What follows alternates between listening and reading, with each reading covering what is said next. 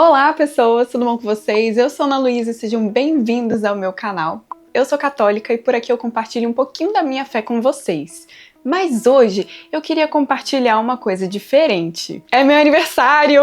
Yay! Eu estou fazendo 27 aninhos, ou seja, já posso falar a mesma coisa que Charlotte disse em Orgulho e Preconceito. E com esse grande marco, nada mais justo do que compartilhar um pouquinho da minha vida aqui com vocês. Portanto, sem mais delongas, aqui vão 27 fatos sobre esta que vos fala. Eu nasci no dia 5 de junho de 1998, às 22h41 da noite de uma sexta-feira chuvosa, no Hospital Santa Rita, em Vitória do Espírito Santo. Ou seja, eu sou capixaba. Quando eu tava nascendo, a minha mãe teve uma visão de Nossa Senhora e nessa visão a Virgem Maria contou pra minha mãe qual deveria ser o meu nome. Quando a mãe tava de 8 meses de gravidez, ela foi fazer uma consulta de rotina na médica dela e no ultrassom a médica viu que eu estava enroladinha no cordão umbilical e falou: vamos ter que fazer uma cesariana de emergência. A minha mãe foi pra casa, buscou as coisas, de nenéns que ela tinha que buscar e tal, da minha malinha. E ela foi pra mesa de cirurgia, morrendo de medo de me perder. E aí diz ela que quando eu tava nascendo, mamãe teve uma visão da Virgem Maria, assim, vestida de branco, e Nossa Senhora simplesmente soltou o meu nome pra minha mãe. E os meus pais ainda não tinham escolhido que nome me dar. Então foi Nossa Senhora que soprou. O meu nome, mesmo que sugerido por Nossa Senhora, é em homenagem às minhas avós. Ana é o nome da mãe da minha mãe, Luísa é o nome da bisavó da minha mãe e Maier é o sobrenome da mãe do meu pai. E por que eles escolheram o sobrenome da mãe do meu pai em vez do nome dela? Porque o meu nome não dava pra ser Ana Ingeborg, que era o nome da minha querida avózinha. Mas resumindo, meu primeiro nome, que é um nome composto, significa Graciosa Guerreira, ou Graciosa Luz, ou Luz Cheia de Graça, depende de muitas interpretações, mas eu gosto muito da primeira que eu dei pra vocês, que é Graciosa Guerreira. Eu realmente acredito que nomes têm um peso, assim, pra o que os pais querem que o filho deles seja, e eu acho que eles acertaram muito no meu. Bom, já que eu falei um pouquinho da minha ascendência aqui pra vocês, eu gosto de dizer que eu sou brasileira 100%. Na minha família, a gente tem africanos indígenas, alemães, portugueses, holandeses e realmente eu acho que só não tem asiático aqui, mas é porque eu não sou muito chegada no K-pop. O lado do meu pai é alemão, português e holandês e o lado da minha mãe é português, indígena e africano. E eu simplesmente amo essa diversidade maluca que tem na minha família. Pra quem gosta desse lance de temperamentos, eu sou colérica. E o que isso significa? Significa que eu sou muito, muito raivosa. Mas não somente isso, significa também que eu sou meio seca no trato com as pessoas e que eu tenho uma memória de elefante também. Eu me lembro muito das coisas que acontecem comigo. Quando eu era criança, o meu maior passatempo era desenhar casinhas no papel e brincar com aqueles brinquedinhos de construir coisas. Então eu simplesmente deduzi que eu queria ser arquiteta. E esse foi o meu sonho por muito tempo. Eu fiz curso técnico em edificações, ou seja, construção civil pelo Instituto Federal do Espírito Santo, e aí eu não consegui passar na faculdade de arquitetura e migrei para a faculdade mais próxima que tinha, que era o design. Naquela intenção de que no meio do curso eu conseguisse me transferir e tal, mas aconteceu uma coisa muito interessante que foi eu simplesmente me apaixonei pelo design e quis ficar por ele mesmo. Então hoje eu sou bacharel em design pela Universidade Federal do Espírito Santo, a UFES. Falo isso com muito orgulho porque eu demorei pra caramba para me formar por causa de crises existenciais, pandemia e greves. E trabalho na área desde 2021, criando marcas, logotipos, fazendo posts para redes sociais, fazendo embalagens e trocentas mil coisas que são da área do design. Eu não sou uma pessoa muito dada a jogos assim de computador e videogame, mas tem 3 joguinhos que eu simplesmente adoro. E o primeiro deles é The Sims. Ó, grande novidade, ela queria ser arquiteta, ela joga The Sims. Meu Deus, nem poderia imaginar isso. Mas eu simplesmente amo esse jogo, gente. Eu conheci ele, sei lá, quando eu tinha uns 6 anos na casa da minha prima, e aí ela me deu um CDzinho, e aí eu instalei no meu computador The Sims 1, e aí foi amor à primeira vista, à primeira jogada. Eu simplesmente amo esse jogo. Eu tenho a coleção completa do The Sims 1. Também tenho uma coleçãozinha de DVDzinhos que eles tinham dos jogos do The Sims 2. Eu comprei na época que eles iam lançando. E para eu completar a minha coleção de expansões do The Sims 2, falta só The Sims 2 Tempo Livre.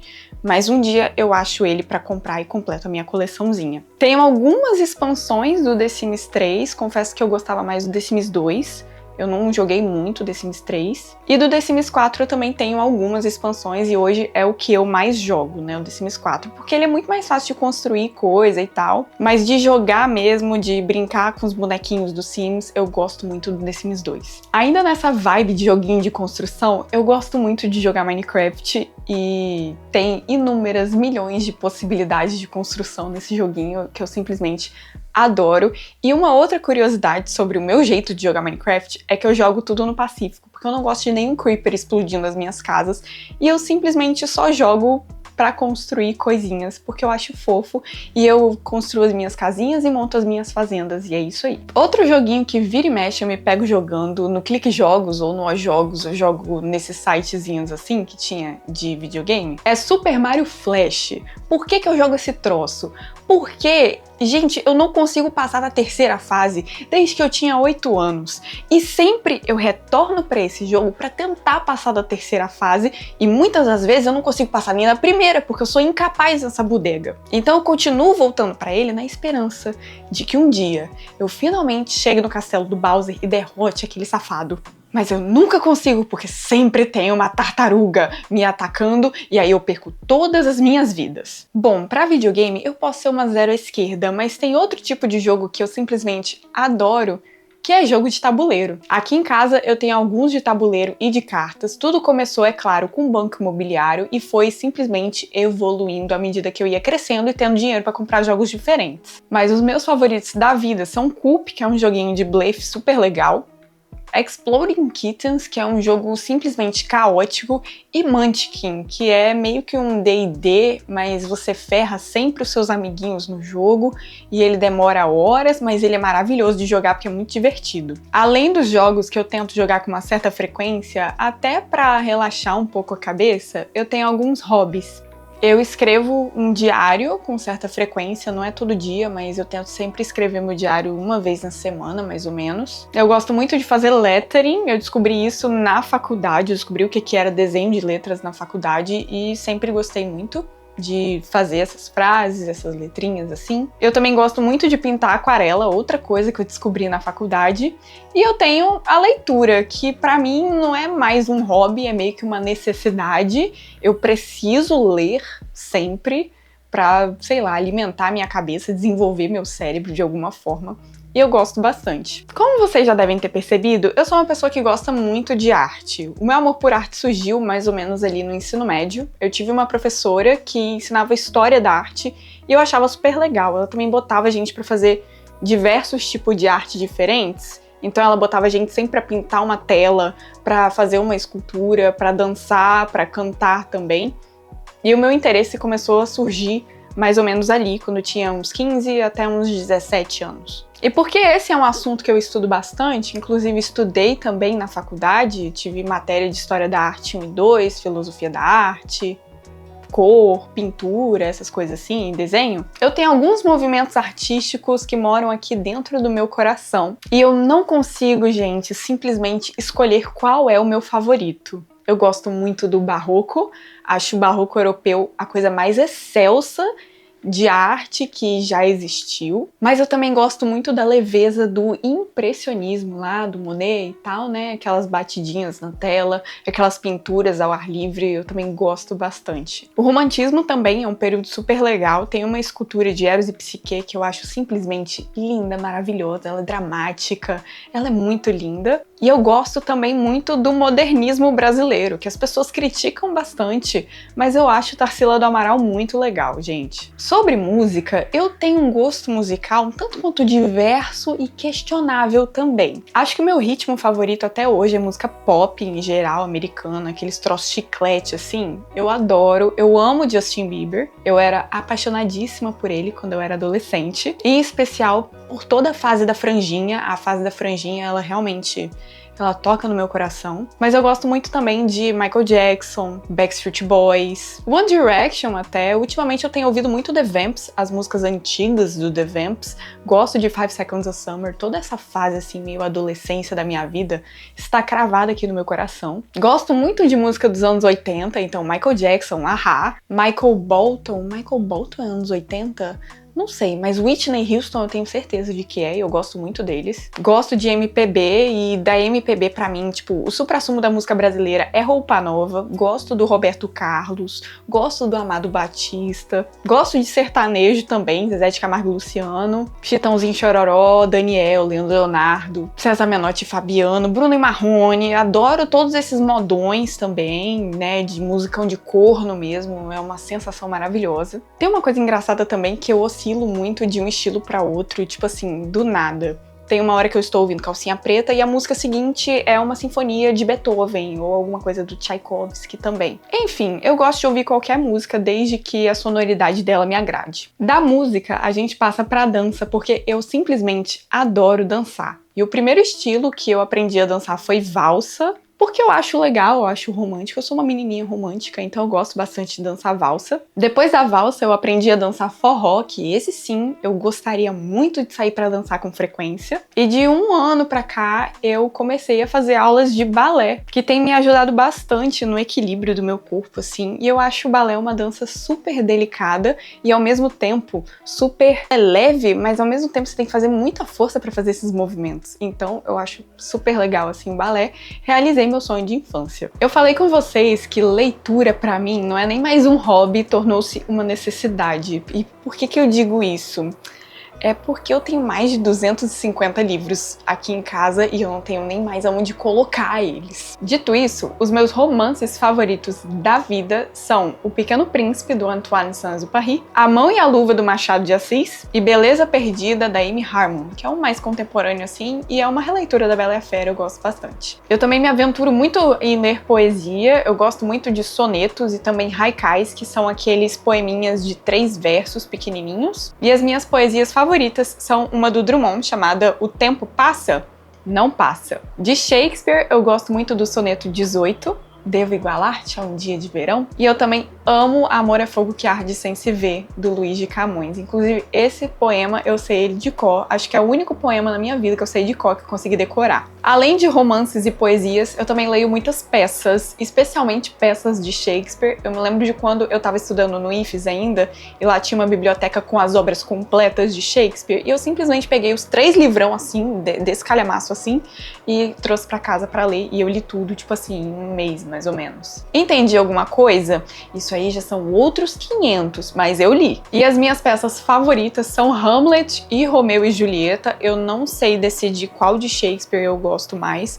Eu gosto de Hamlet porque ela é bem complexa e eu gosto de Romeu e Julieta porque ela é simples.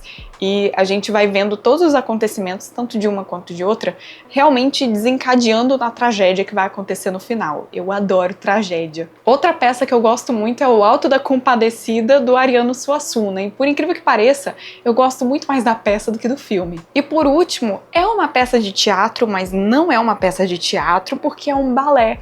É o Quebra-Nozes, do Tchaikovsky, que foi o balé que me despertou esse amor pela dança, pela representação do balé mesmo, própria dele, pelo palco, e eu sou apaixonada pelo Quebra-Nozes. Gosto de música, gosto de dança, gosto de peças, portanto, gosto de musicais, e eu sou uma nerd de musicais, tanto de filmes quanto de palco. Tudo o que você imagina de musical eu já assisti. Grease, Mamma Mia, Les Miserables, Rocky Horror Picture Show, que é muito bom, ele é muito errado, mas ele é muito bom. A Noviça Rebelde, Hairspray, O Rei do Show, High School Musical, O Fantasma da Ópera, tudo que você imaginar eu já assisti de musical. E a coisa mais feliz da minha vida foi eu ter tido a oportunidade de assistir o musical do Rei Leão na Broadway, gente. Foi o dia, assim, mais feliz da minha vida. Eu descobri o que era teatro de verdade quando eu fui lá. E é um musical simplesmente maravilhoso. Eu vi também no Brasil, em São Paulo, mas a Broadway nem se compara, né, gente? A estrutura do palco de lá é totalmente diferente.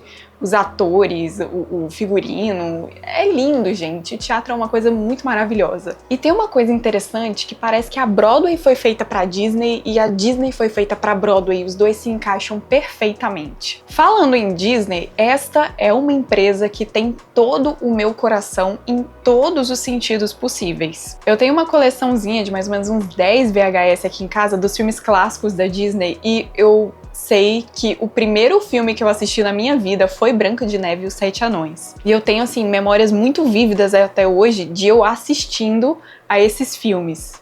Branca de Neve, A Bela e a Fera, Pocahontas, Rei Leão, Aladdin, Toy Story. E é um carinho realmente muito grande que eu tenho pelos filmes da Disney e posteriormente pelo próprio Walt, que, cara, é simplesmente um gênio criativo e empresário do século XX. Ele simplesmente moldou e ainda vai moldar o caráter e a infância de muitas gerações, mostrando que a magia tá simplesmente dentro da gente quando a gente tem virtude. E eu tenho realmente um carinho muito grande por todas as produções da Disney, seja nos filmes, seja no teatro, seja nos parques. Inclusive, quando eu fiz 15 anos, eu fui no parque e eu tenho muita vontade de voltar de novo lá, porque hoje eu sei coisas que eu não sabia aos 15 anos e eu queria muito, tipo, notar esses detalhes que eu fui aprendendo ao longo do tempo. Mas não só de Disney vive Ana Luísa, eu também gosto muito de desenho animado no geral e em especial os desenhos da Hanna-Barbera que eu cresci assistindo. Eu nunca gostava muito de desenhos mais novos, assim, da minha geração, tipo do Dudu e Edu, As Meninas Superpoderosas, se bem que As Meninas Superpoderosas eu gostava bastante. Mas esses desenhos mais novos, assim, eu não gostava tanto de assistir. Eu gostava mais de assistir os antigos do canal do Boomerang, que passava Hanna-Barbera, e eu gostava muito de Corrida Maluca, o desenho do Pega o Pombo, que é simbiótico, né, a mesma coisa. Gostava muito dos Flintstones também, e de Scooby-Doo. Eu simplesmente sou apaixonada por Scooby-Doo até hoje também. Já que estamos falando de desenhos e filmes, o meu filme favorito da vida é A Bela e a Fera, de 1991, da Disney. Tem inclusive um vídeo aqui no canal sobre ele, vai estar aqui nos cards. Tem uma série também em que eu falo de filmes da Disney sob a perspectiva cristã. Não só filme da Disney, né, porque tem o Príncipe do Egito, que é da DreamWorks, que eu também amo de paixão, mas A Bela e a Fera realmente reside no meu coração por todo o significado que tem essa história pra mim. De série, eu não assisto muita coisa, geralmente eu assisto série que já acabou, porque aí eu assisto tudo completinho e bem terminado. E apesar de eu não assistir tanto série assim, eu sempre assisti muita televisão, ou seja, eu sou uma noveleira de mão cheia. A minha novela favorita da vida é Chocolate com Pimenta, talvez porque o nome da protagonista seja Ana também. Eu gosto muito de O Clone, da Cor do Pecado, da Malhação de 2004 e de 2012 e de 2014. Cheias de Charme é uma novela muito boa também, que eu racho de rir. Cordel Encantado eu gostava bastante, por causa desses negócios meio Nordeste, meio história de princesa e tal. E Lado a Lado era uma novela de época assim que eu amava acompanhar. Orgulho e Paixão também gostei muito de acompanhar. Novelas das 6 em geral. Novelas das 6 sempre são as minhas favoritas. Ao longo de toda a minha caminhada dentro da igreja, teve alguns momentos que realmente me marcaram que eu gostaria de compartilhar aqui com vocês. O primeiro deles foi a minha crisma. Eu não entendia muito o que era esse sacramento, a minha mãe me inscreveu contra a minha vontade e eu fui fazer catequese sem saber o que estava acontecendo, para que servia e o que eu estava fazendo ali. E ao longo do curso, eu fui simplesmente me apaixonando por cada assunto que era falado dentro da catequese. Eu tive catequistas muito bons, que conheciam bastante da fé e que realmente me colocaram dentro da minha comunidade para eu poder servir e despertaram esse amor por Deus em mim. Eu confesso que eu não me lembro muito, tipo, dos assuntos que eram falados. Eu lembro de uma coisinha ou outra, mas eu me lembro desse amor que foi despertado no meu coração para que eu continuasse na igreja e continuasse servindo na igreja aonde Deus me chamava. Foi por causa da crisma que eu percebi que eu não poderia ser coroinha para sempre e fui caçando aos poucos lugares assim onde eu poderia servir a Deus. E um desses lugares que eu procurei foi grupo de jovens, grupo de adolescentes. Na minha paróquia, na época, não tinha grupo de jovens e adolescentes, né? Então eu fui procurar em outro movimento, fui procurar numa nova comunidade E assim eu fiz um retiro chamado Joase. E nesse retiro eu vivi simplesmente os 4 melhores dias da minha vida. Eu fui crismada em 2014, fiz o Joase em janeiro de 2016. E dali pra frente eu realmente me encontrei como cristã, eu descobri realmente qual era a minha vocação, que era estar ali no meio da minha paróquia, servindo nas pastorais e aprendendo mais sobre Deus. Outro ponto de virada para mim também foi um curso bíblico que eu fiz na minha paróquia em 2017, no qual eu aprendi muita, mas muita coisa mesmo. E eu pude ter uma intimidade maior com Deus na minha oração, nos meus estudos, na leitura da Bíblia e tal. E foi um pontapé para eu começar a assistir mais ainda cursos do Padre Paulo Ricardo e procurar informação sobre o catecismo na internet, por exemplo. Por fim, o último ponto de virada na minha fé foi em 2020, que a gente teve que parar tudo. Eu tava no embalo com trocentas mil pastorais e muitos planos, e Deus simplesmente falou: para aí, minha filha, descansa. E sem saber o que fazer, eu abri esse canal aqui, liguei a minha câmera sem expectativa nenhuma de alcançar essa quantidade de gente que eu alcanço hoje, e estamos aí, firmes e fortes. Como eu disse pra vocês, eu sempre gostei muito de servir dentro da minha paróquia, dentro da minha comunidade, e eu já participei de algumas pastorais, algumas só, né, pastorais e movimentos. Por exemplo, eu já fui coroinha, eu fui coroinha dos 10 até os 18 anos, depois eu fui cerimoniária dos 18 até os 21, eu já fui leitora de missa, participava de reuniões da liturgia. Da RCC eu já fui do Ministério Jovem e do Ministério de Formação, eu já fui catequista de crisma, já fui serva de grupo de jovens em trocentas equipes, já fui secretaria, já fui acolhida, já fui equipe de cenáculo, eu servi muito em grupo de jovens e já fui pascom. E tudo isso ao mesmo tempo. Em 2019. Realmente, eu tinha um sério probleminha de acúmulo de funções, mas hoje em dia eu sou somente catequista de adultos, eu preparo adultos para receber o sacramento do batismo, da Eucaristia e da Crisma na Vigília Pascal, e sou ministra extraordinária da distribuição da Sagrada Comunhão. Só isso, tá? Só faço isso hoje e tenho esse canal. Eu já li a Bíblia toda 2 vezes, estou indo para a 3ª vez e o catecismo inteiro 1 vez. E não sei quando vou ter a oportunidade de ler ele de cabo a rabo de novo. Ultimamente eu realmente tenho usado o catecismo só para consultar ele. Eu tenho alguns santos de devoção. Uma delas é a Madre Teresa, que tem essa frase aqui atrás dela, mas eu também sou muito devota de São Francisco de Assis e de Santa Clara, de Santo Antônio de Pádua, do bem-aventurado Carlo Acutis e também do servo de Deus Padre Léo. E os meus 2 títulos favoritos de Nossa Senhora, para quem eu sempre peço intercessão, são a Imaculada Conceição e Nossa Senhora Desatadora de Nós. Inclusive, dos meus santos de devoção favoritos, eu tenho algumas relíquias, eu faço uma leve coleção. Essa aqui, da Madre Teresa, eu ganhei da minha afilhada, que foi no convento das Irmãs Missionárias da Caridade, e ela recebeu 2 relíquias e eu ganhei a que estava sobrando. Essa daqui do Carlo Acutis, os meus sogros foram para a Itália, receberam também um monte de relíquia dele, de presente, e deram uma para mim, agradeço demais. Essa aqui de Santo Antônio, eu consegui quando eu fui na Itália, fui em Pádua e a gente rezou diante da língua de Santo Antônio, eu e meu namorado, e depois a gente ganhou essa relíquiazinha de presente, e por último, uma relíquia do Padre Léo, que eu estava querendo muito, muito, muito. Uma amiga minha, Cássia, me deu de presente quando ela foi na Canção Nova. Ela arranjou essa relíquia aqui e me deu de presente. Então tenho essa leve coleçãozinha de relíquias que eu sempre rezo a oração que tem atrás pedindo a intercessão desses santinhos.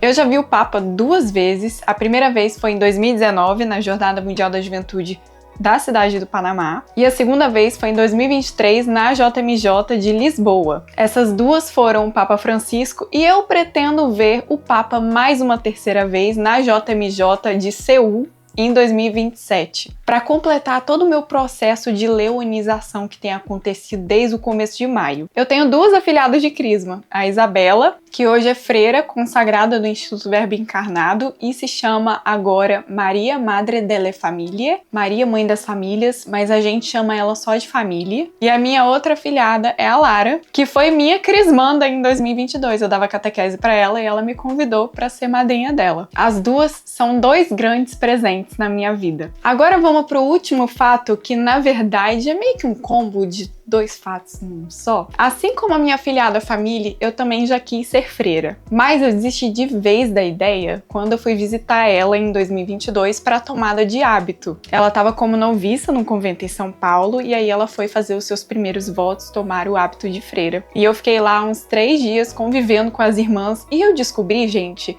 que convento, pra mim, é só pra visitar mesmo. Não é pra eu viver lá o resto da minha vida.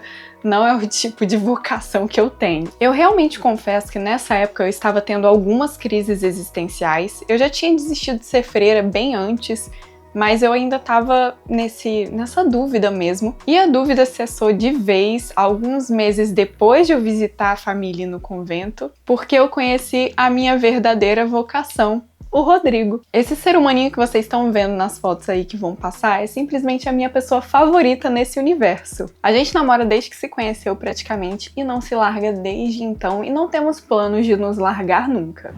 Bom, meus chuchus, esses foram 27, talvez um pouco mais, porque eu agregava várias informações num fato só, né?